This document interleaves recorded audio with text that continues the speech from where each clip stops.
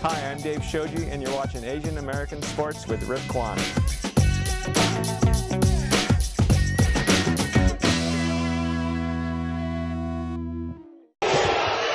And Hewitt blocks it.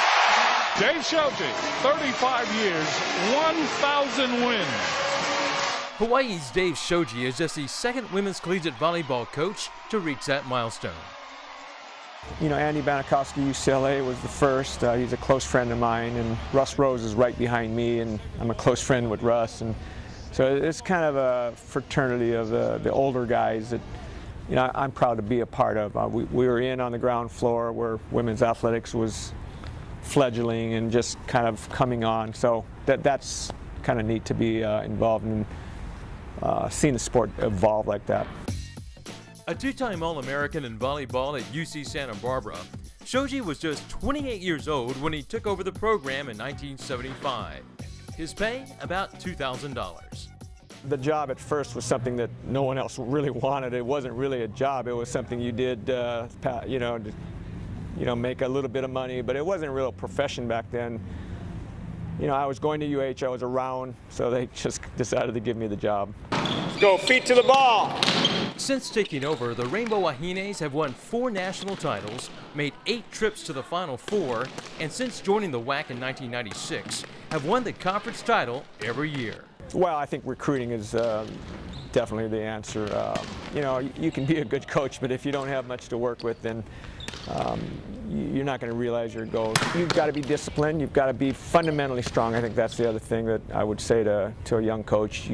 Your players have to be just solid in the basics, and then you can kind of tweak the rest of the game, and tactically you can make some moves, and that's the fun part of coaching. But if they're not fundamentally sound, then you're not going to have a good team.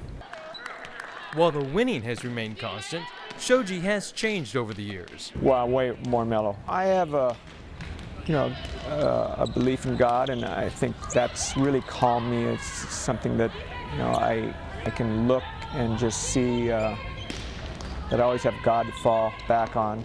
Early in my career, it was all about me, and, you know, I think I was driven by other things, but I've seen it. I guess I've seen the light. A native of Upland, California, Shoji said he was offered a big-time coaching job in the mainland during the 1980s, but turned it down. He has no regrets. Unlike a lot of places, we play for the whole state. It's a really nice situation where we're appreciated. We appreciate the people in the state that come to our games. I think we are the only revenue-producing volleyball team in the country, and you know, we have over 4,000 season ticket holders, and we average over 6,000 people coming to the games. Volleyball is not just a big part of his life, but his kids. My daughter Kobe's a director of operations at Stanford, and the 2 boys are at Stanford playing volleyball. So, yeah, I mean, they really had no choice, but in actuality, they could have chosen to do something else. But, you know, being around the sport, I think it was just natural for them. With retirement on the horizon, Shoji would love to go out with a 5th national title. But he's content knowing his program has been among the best in the country for more than 3 decades.